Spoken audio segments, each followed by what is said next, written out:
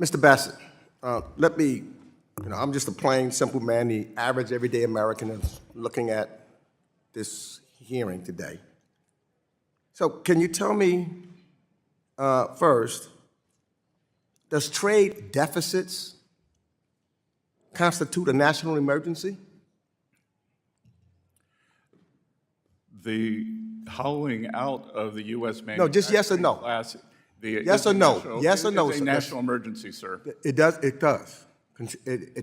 You're telling me trade deficits equals a national or creates? Persistent and prolonged. Okay. Yes, sir. And do you know also, sir, that for the last 4 decades, we've had trade deficits in the United States of America, and nobody said it was an emergency?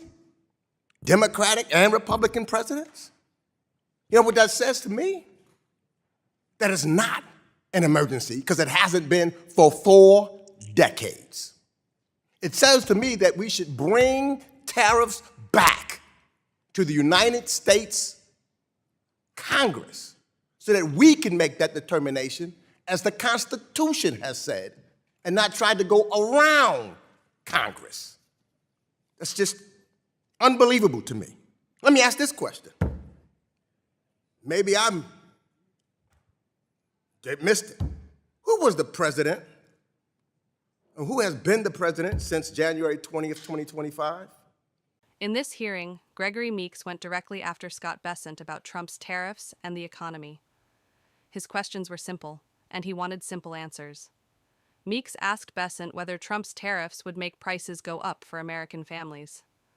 Bessent didn't answer directly. He talked about strategy, long-term goals, and competition with China. Meeks stopped him and asked again, "Do these tariffs raise prices for people? Yes or no?" Again, Bessent avoided the question. Meeks pointed out that families are already dealing with high costs: groceries, rent, gas, everything. He said the last thing Americans need is another policy that makes things more expensive. Donald J. Trump. Okay. And who was the president in 2024? One believes President Biden. One believes?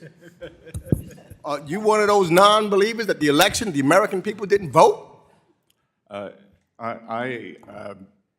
am not. You're not? You said one believes? Do you believe in the Constitution of the United States and it should be abided I by? believe in the Constitution of the United States. So you believe in it without any second thought. You don't have to think about it. You believe in it and you would abide by it. Is that correct? I have and I do, sir. Okay. But do you know that a president has said he may or may not? He don't know? Let me ask this question. I couldn't believe my ears. Sunday, during NBC's Meet the Press, President Trump credited himself for the strong economy in 2024 when Joe Biden was president, but then he blamed President Biden for a weak economy in 2025 when he was president. Now, I'm not so sure how the American people puts that together. In 2024, strong economy, he tries to take the credit. In 2025, when he's the president, he blames Joe Biden. That doesn't make sense to me. I don't think it makes sense to most Americans. And I hope, Mr. Secretary, you're a businessman, it doesn't make sense to you either. It can't possibly make sense to you. Let me ask this question. If a government, say, look, Argentina, I remember when I came here, and Argentina kept failing to pay its debt. Not once or twice or 3 times. And we were all upset about it, and we said that they needed somebody needed to take over their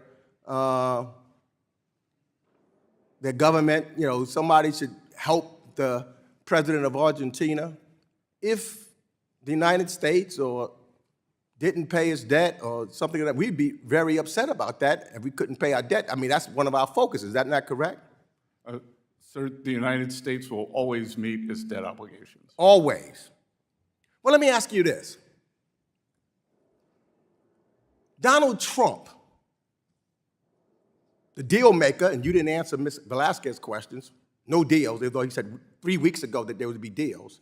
But Donald Trump, not once, not twice, not 3 times, not 4 times, not 5 times, but 6 times failed to pay his debts on his business and went bankrupt. And you're going to call that a good businessman? The gentleman's I wouldn't time has invest in that expired. company. The gentleman's time has expired. The gentlewoman from Missouri, Ms. Wagner, the chair of our subcommittee on capital markets, is recognized for 5 minutes. I thank you, Mr. Chairman, and I will try to keep my... He tried a third time, even more plainly. These tariffs raise costs, don't they? Bessent still wouldn't give a straight answer. That's when Meeks made his point clear. If the policy makes life harder for everyday Americans, officials should be honest about it. Meeks said that while Bessent talks about big-picture economics, people are dealing with immediate price increases at home. Meeks didn't let him off the hook because he didn't feel the public was getting the truth. He stayed on the question until it was obvious Bessent wasn't going to answer it directly. In the end, Meeks showed he wasn't interested in talking points. He was defending the people who feel the effects of these policies the most.